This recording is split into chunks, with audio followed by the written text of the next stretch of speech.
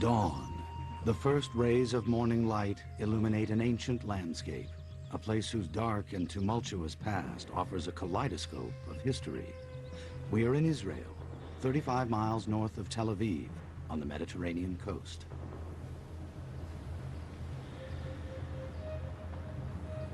A team of adventurers, made up of archaeologists, historians, and student volunteers, have arisen early to get a lead on the brutal sun. They are on a mission to uncover the past.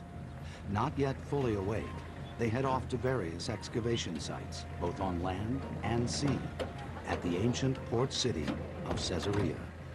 They dream of walking down her ancient corridors, reaching out to touch treasures lost for thousands of years. Since the late 1940s, the city has yielded a dazzling array of treasures. Their beauty is in stark contrast to the ugliness witnessed in this city of death and destruction.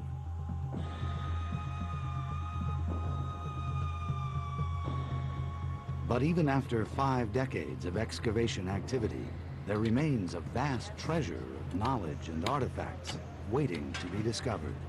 Each item, indeed each fragment, reveals a fascinating glimpse into history. Over the span of 1,300 years, Caesarea underwent many transformations, from Roman paganism and Judaism to Byzantine Christianity. The city next gave way to Muslim conquerors. They, in turn, fell to invading crusaders. And finally, Caesarea returned to the hands of Muslims, who chose to destroy it. And for 600 years, it was desolate, covered with sand, lost to time. Though many have toiled to uncover Caesarea's past, today the archaeological work is conducted by the combined Caesarea expeditions, led by 2 dedicated and passionate professionals, Avner Rabban of the University of Haifa and Dr. Kenneth Holum of the University of Maryland. The current focus of Holum's attention is a site where just a few years earlier, the team discovered the foundation stones of King Herod the Great's temple to Roma and Augustus. Though the temple itself is long gone, it once stood overlooking Caesarea's harbor as a majestic symbol of Herod's allegiance and gratitude to Rome. We're looking at the foundation of King Herod's temple to Roma and Augustus. This was quite a man. King Herod was a figure of enormous power and ambition and ability that he used to rise from virtual helplessness to the kingship of one of the powerful kingdoms in one corner of the Roman Empire. He did this by making friends with the Roman emperor, the Emperor Augustus, who became his patron, and to express his loyalty, to thank Augustus and the Romans for, in fact, making him king and supporting him in his position of power here in the Jewish kingdom. Herod built this temple to the pagan goddess Roma, the embodiment of the Roman Empire, and to the living emperor as a god. Augustus would be worshipped in this temple as a god. Incredibly, at the same time he was building a pagan temple, something inconceivable for a Jew, Herod was also rebuilding the holy temple to the God of Israel in Jerusalem. The original had been built centuries earlier by King Solomon, considered to be the greatest of the Jewish kings. In contrast, Herod was hated by the Jews. According to the ancient historian Flavius Josephus, Herod's Jewish heritage went back only 1 generation, to his father, who'd converted. Worse, Herod had usurped the legitimate ruling family and was considered a sycophant to Rome, the pagan oppressor of Jews and Jerusalem. So building the 2 temples for the 2 religions was Herod's attempt at maintaining political balance. But the reasons behind Herod's creation of Caesarea were of a different order. I would call it King Solomon complex, because he wanted to be Solomon II, to establish his legitimacy, he became a super king, super builder, super project. And eventually he enriched, economically, he enriched his kingdom.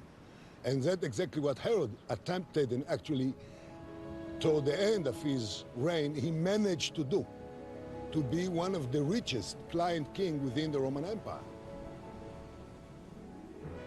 In 22 BC, with the financial backing of Rome, Herod began work on Caesarea.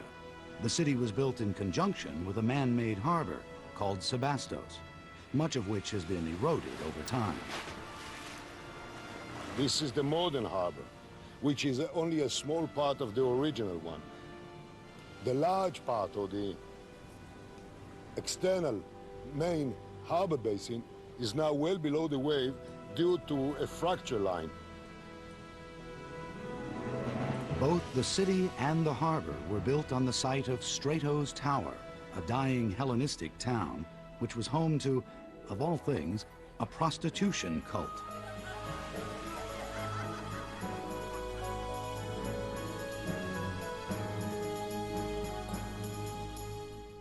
But Herod had bigger plans. Caesarea and Sebastos were designed to enrich his kingdom of Judea by becoming a key stopping-off point for Mediterranean trade routes between Rome and Alexandria. As modern divers explore Caesarea's waters, they learn more about what an amazing accomplishment the harbor was for its time, and even today. It surpasses any modern harbor currently built or just being built along the Israeli coastline. One of the spectacular architectural achievements that reflects Herod's own mind and tells us about his character is the harbor. Josephus says that this was a terrible place to build a harbor. There was no natural harbor here. The coast is subject to currents and powerful storms. Any harbor that an ordinary human built here would quickly be destroyed by natural forces. Herod built one anyway. Wooden forms were constructed and floated out into place. Workers on boats then poured concrete into the forms, which sank them. They continued this process until the breakwaters were built up 5 feet above the waterline and extended 350 yards into the sea. The breakwaters were then paved with stone blocks. Herod kept a close watch on the construction from his palace nearby. We're at the site of Herod the Great's magnificent palace here on the promontory just to the south of the ancient harbor. Herod built this palace as a great act of nature against the forces of the sea, much as he did at the harbor. What you see here on the rock below is the area that was his private residence, where he would entertain his personal guests, where he would have dinner parties, intimate gatherings, all within the impressive setting of a palace set against the sea, with the waves pounding against the sides of the building. We can still see ruins of the central swimming pool cut into the bedrock, and imagine Herod frolicking with any number of his 10 wives. About 10 years after Herod completed the lower palace, work on the city progressed to the point where Herod thought about the inauguration of the cities and the kind of festivities that would take place there. In order to accommodate the dignitaries and the honored guests who would be attending the festivities, Herod needed to now conceive of a new section of the palace. This great upper palace was constructed with magnificent halls and public spaces, in contrast to the more intimate dining areas and residential facilities of Herod's lower palace. These columns are reconstructed over the location of columns that we found during the excavations. 2 stories of rooms would have held bathing facilities, living rooms, as well as large halls for banqueting and for the reception of visitors during the inauguration festivities. Though King Herod was Jewish and Caesarea's population included thousands of Jews, the city was most definitely Roman. Its name, architecture, government, and culture were unmistakably so. Here in Herod's amphitheater, during the city's inaugural festivities in 10 BC, Herod presented chariot races and athletic games to entertain his Roman benefactors as well as his subjects. Later, Herod's taste for entertainment took a decidedly morbid turn. He introduced the lethal Roman sport of gladiator battle. Herod apparently appreciated and admired, and when he built the amphitheater here, it was conceived in part as a facility that would be appropriate for that kind of entertainment. I'm not very pleased with that aspect of Herod's character, but he saw it as, I suppose, as an emulation of his Roman friends. Herod's public life mirrored his private one, which was also filled with bloodshed. Of his 10 wives, his favorite was Marianne. He loved her so much, he built a tower in her honor in Jerusalem. But when Herod suspected her of infidelity, he had her executed. Herod also had 3 of his sons put to death in the belief that they were plotting to dethrone him. Augustus himself reportedly once said of his Jewish protege, "It is better to be Herod's pig than his son." Herod was also a man of profound paranoia. This is also visible in his architecture. He was a man who felt that he was living on the knife's edge. He arranged so that he would have lots of not just palaces, but well-defended palaces, most notably Masada, which Herod developed as a place of refuge. Herod never had to retreat in fear to Masada, but in time it would serve as the last refuge for his Jewish subjects, who defied Roman rule decades after his death. Their famous revolt of 66 AD would begin in Caesarea.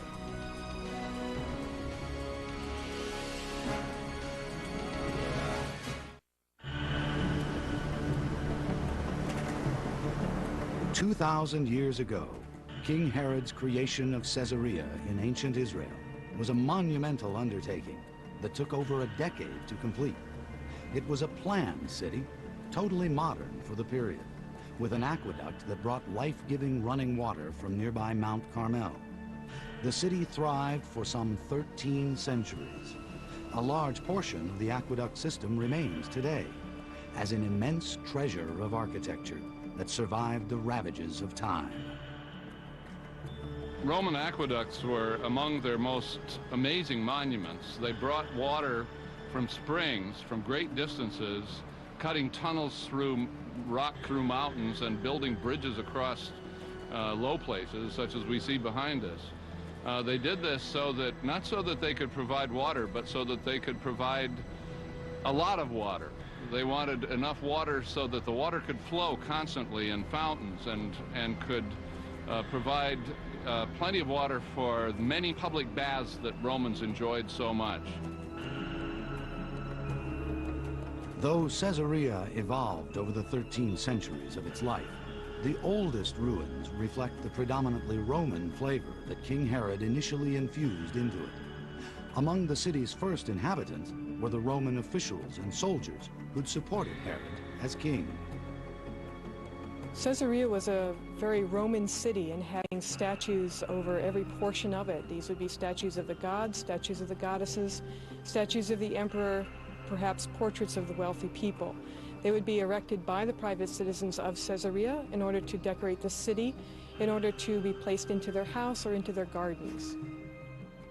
One of the most exciting discoveries of statuary at Caesarea occurred in the early 1970s when the excavators of a site in the eastern part of Caesarea discovered a marble statue. Archaeologists and historians soon realized they'd found a statue of the goddess of Caesarea. She was called Tyche, which means good fortune. Just as Roma was considered the embodiment of Rome, so too Tyche was considered the spirit of Caesarea. The little figure accompanying her is Sebastos, who represents Caesarea's harbor. Though the statue of Tyche has suffered the wear and tear of time, she is nonetheless a beautiful treasure. There are lots of small treasures that come out of a city. When a king built a city, when an empire promoted the life of a city, the citizens developed a lifestyle that demanded decoration, comfort. They liked to live in houses that had beautifully decorated walls and floors. And they created fine art, and they surrounded themselves with luxurious objects to express their own satisfaction with life. But on a broader scale, the entire site, the whole history of the site is teaching us about the way cities grow and prosper and decline. And it's a more subtle result of our work, but we think it's just as important. As Caesarea flourished with trade and commerce, its most prosperous citizen, King Herod, became even wealthier. But in his final days, he was ill and half mad, haunted by the family and countrymen he'd killed.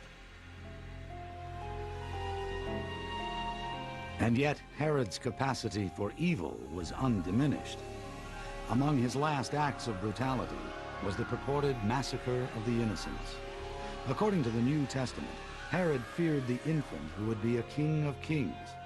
Following the Magi's prophecy of the birth of Jesus, Herod ordered the slaughter of all newborn males in Judea. Thousands were murdered. Herod may have left a treasure trove of architecture, but when he died in 4 BC, the evil he perpetrated during his lifetime was perhaps his largest legacy. Following Herod's death, other prominent figures spent time at Caesarea in his palace.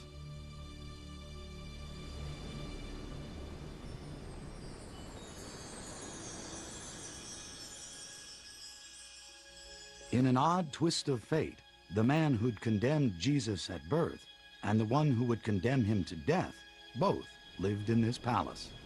In 44 AD, the governor of Caesarea, residing in Herod's former home, was none other than Pontius Pilate. This Roman governor, the famous Pontius Pilate, dedicated a temple in honor of the Emperor Tiberius, who was also incidentally the emperor under whom Pontius Pilate crucified Christ.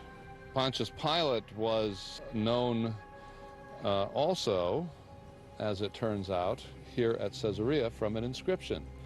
One of the few figures in the New Testament who is also known from sources outside the New Testament.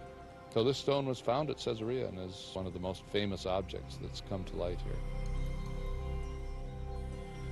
A decade later, when Caesarea's governor was the Roman procurator Felix, the Apostle Paul was brought from Jerusalem to Herod's palace to face charges that had been leveled against him.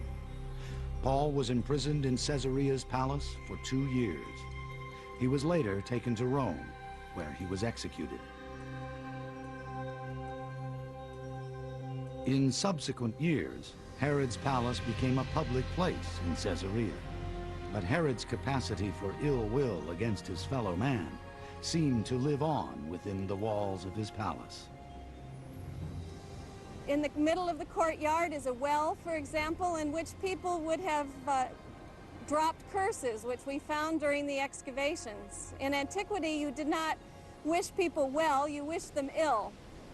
And these curses, perhaps, once we've deciphered them, will tell us a bit about the public nature of this place. Such curses, for example, would curse a judge who gave an unfavorable ruling to someone, or someone might curse a lover who had rejected them.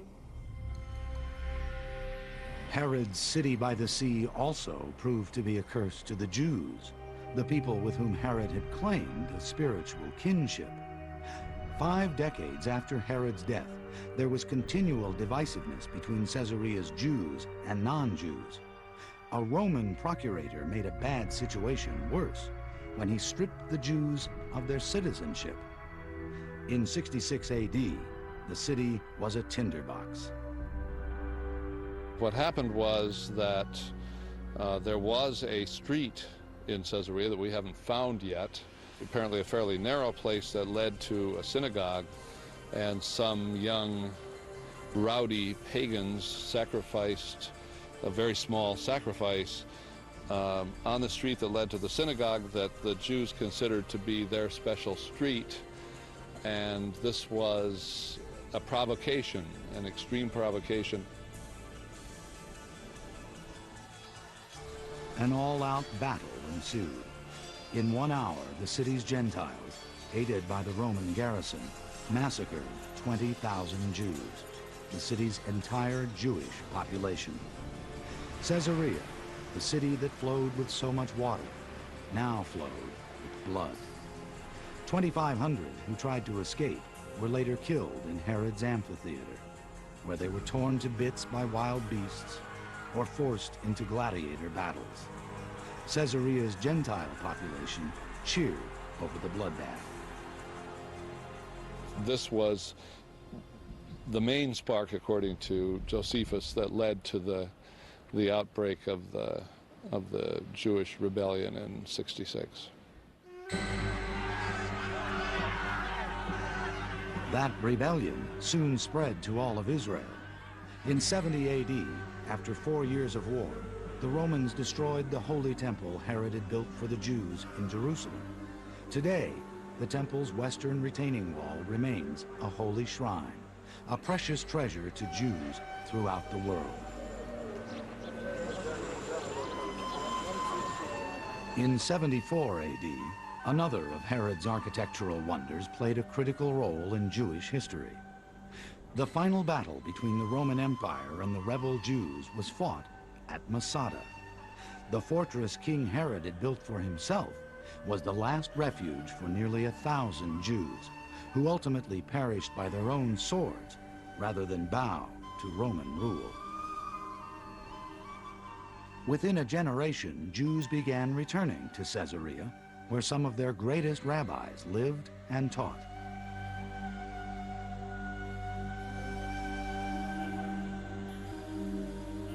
Very little remains of the Jewish culture that was once so prominent in Caesarea. These few artifacts are hardly representative of over 20,000 Jewish people.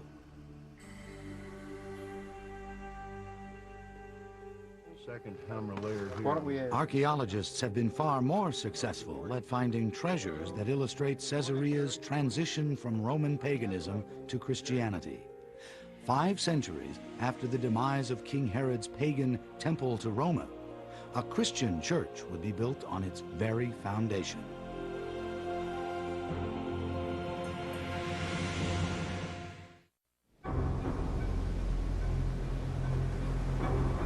By the 1st century AD, the Romans were at the height of their power in Caesarea. The Jewish revolt had been crushed, and the pagan influence was pervasive. But now, a new group would arrive on the scene. One of the things about Caesarea is that there were Christians at Caesarea very early on. We have St. Paul, we have St. Peter. There was a strong Christian presence at this site, and a strong Jewish presence as well. And there were Samaritans living here. This was a multicultural city. Many of the other cities in the Roman Empire were fully pagan, but the Caesareans celebrated many different religions. This headless figure is all that remains of a statue of a Roman centurion found within the city. One particular centurion, Cornelius, lived in Caesarea, where biblical scholars believe he met the apostle Peter and left an indelible stamp on Christianity. When Cornelius has this profound religious experience and sends for St. Peter, and Peter tells him the story of Jesus, Cornelius is then converted. He becomes Christian. For a Roman centurion in the 1st century to adopt Christianity makes the religion legitimate. So Luke is trying to say this is something people can belong to. This is a significant, legitimate religion within the Roman Empire. But Christianity would have to wait several more centuries before becoming accepted by the Romans in Caesarea and throughout the empire. It wasn't until the beginning of the 4th century that the gods of paganism finally began to lose their allure.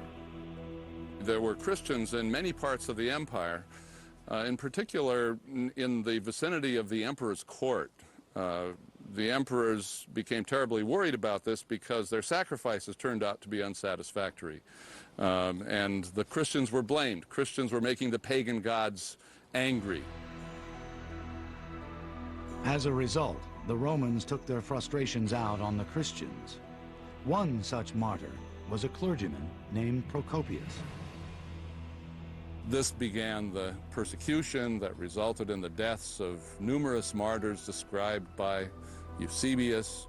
In the amphitheater, Christians were executed in various grisly ways here in Caesarea.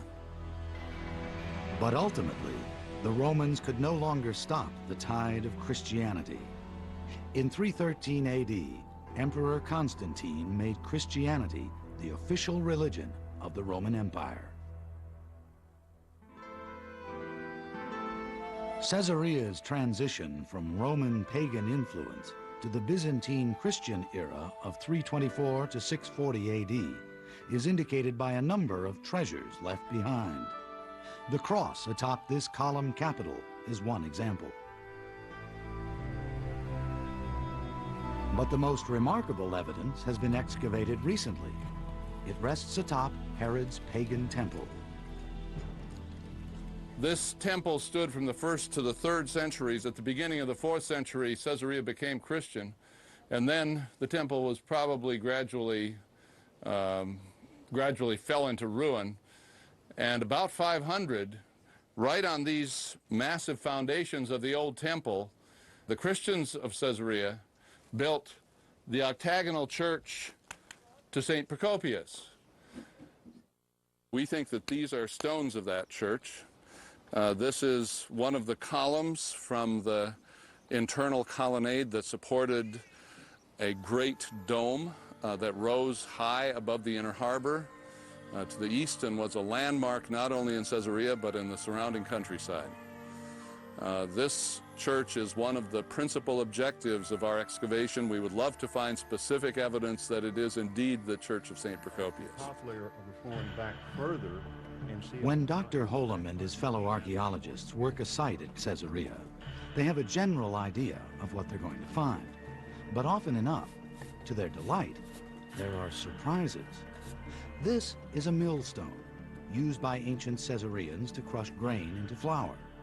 Unremarkable, perhaps, but one ancient citizen used a millstone to hide his treasure.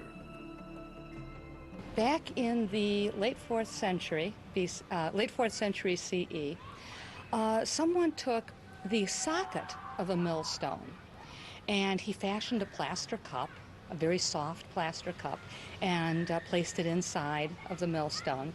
Then he put 99 gold coins, his treasure, into that box that was created, and he buried it under the floor of his house. It remained there, buried, undetected, unseen by anyone, until just a few years ago. I suspect that what we have here is probably a savings hoard of a moderately well-to-do government official, maybe a merchant, probably saved up over the course of a lifetime. The dates on the coins range over a period of about 50 years, from about 350 up to 395, 400 AD. So I suspect that what we have here is somebody who just accumulated a few pieces every year as he was able to acquire them, and buried them underneath the floor of his villa. Perhaps this Caesarean was hiding his treasure from the tax collector. Even back in the 5th and 6th centuries, a visit to the Roman version of the IRS would have been quite a daunting experience.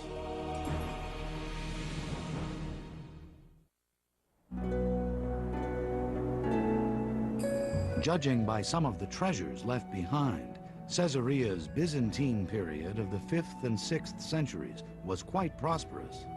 And as is the case in our own time, the government took a considerable bite out of its citizens' wealth in the form of taxes. There was an elaborate system of taxation, not unlike our modern IRS, with its dreaded audits. I suspect that this room was a room in the governor's palace where taxpayers came to wait for their audits. This is a familiar concept to most viewers today. There are benches around the walls of this room where the taxpayers sat, and in the middle of the floor there is an inscription that they could read, and that might do them some good as they considered their predicament. The inscription reads, "If you want not to fear the government, do good, and the government will praise you. That is, pay your taxes, and the government will praise you." One of the most recent and exciting discoveries of Caesarean treasure from its Byzantine period was the finding of these 11 shiny gold belt ornaments. Archaeologists believe they may know who the owner was. Two of the pieces form a buckle.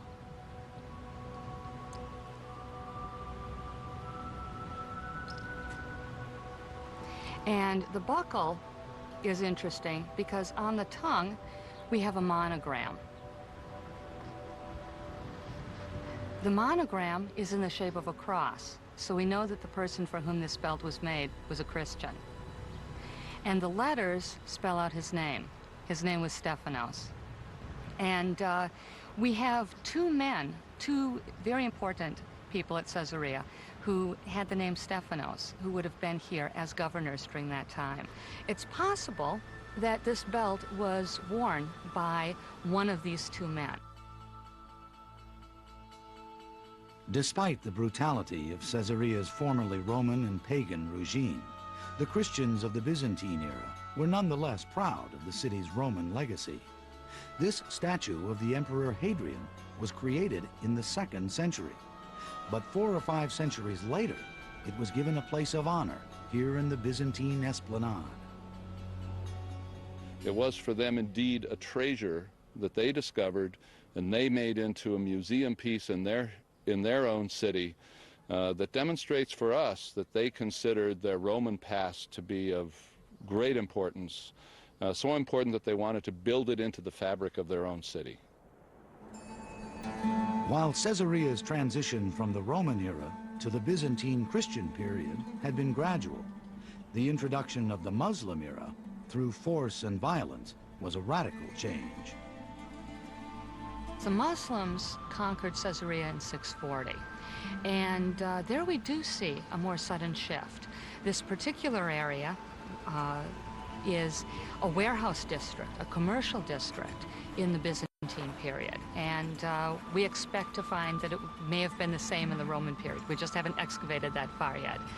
But with the fall of the Byzantine Empire in this particular area, when the Muslims came in, the area is transformed from a commercial district to a domestic quarter. While excavating a well similar to this one in another Muslim-identified area, archaeologists at Caesarea discovered an incredible array of treasure. This is only a representative sample of a long-gone shop owner's 300 wares. It contains an assortment of both domestic and imported ceramics, pottery, glassware, cookware, figurines, and ornate metal items like these candlesticks and this household heater. This 5-gallon glass jar is the largest of its kind ever found. The only thing we do know for sure about the owners that they left Caesarea, probably because of insecure conditions that occurred during this period all over the country. And the second thing we know that they never came back. And we were lucky to be the first one to open the chamber and to find all the goodies the same way that they were replaced nearly 1,000 years earlier. No archaeological treasure from Caesarea evokes Muslim art and culture better than the Muslim jewelry hoard. The items date from about 1090 AD. and must have belonged to the favored wife or concubine of one of Caesarea's wealthy merchants or landowners. We find all sorts of reflections of the grand life, the comfortable life, and we appreciate and enjoy those things because many of them are beautiful objects. The inscription on this amulet is from the Quran, the holy book of Islam. It was to protect its owner and reads, "Say he is Allah, the One, Allah, the eternally besought of all." But imminent danger obviously persuaded the owner to conceal her jewelry in this jar and flee. It is likely that the danger was the invasion of Europe's Crusader armies that besieged the city in 1101, slaughtering its inhabitants and ushering in a last violent era in the history of Herod's dream city. This was a rather bloody period, not just at the beginning. After 2 or 3 generations, the Crusaders lost the military initiative in the later 12th century. From that time on, Caesarea was passed back and forth from Crusaders to Muslims and Muslims to Crusaders. And finally, in 1252, Louis IX, on the 6th Crusade, helped refortify Caesarea with his own hands. The very impressive counterscarp and scarp, the sloping glacis that is now so impressive a part of these fortifications, dates from that period. In 1265, just 15 years after these fortifications were completed, Caesarea finally fell to another Muslim army, this one from Egypt. The Egyptian Mamluks spared the lives of the Crusaders and sent them on their way.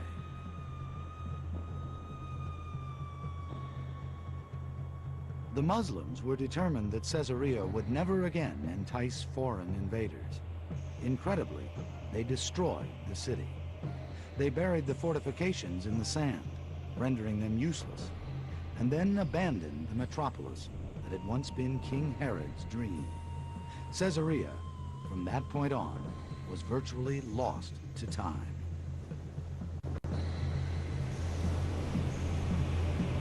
But in the 20th century, Caesarea would experience a glorious rebirth, one that would have even brought a smile to the dark countenance of King Herod.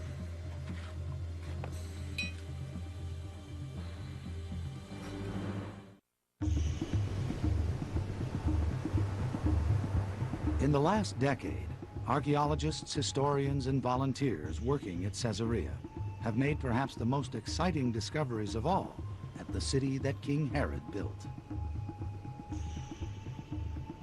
Each year, the combined Caesarea expeditions, the Israel Antiquities Authority, and others endeavor to find out more about the city's glory days. They excavate both on land and underwater. Now that archaeologists have found what they believe is the Church of Procopius, the Christian martyr, they will continue to work this site for several years. The process is painfully slow as they excavate layer by layer.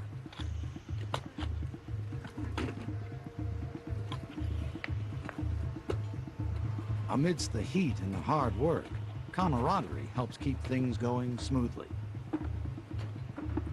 Good morning. Good morning, Jerry. Good morning.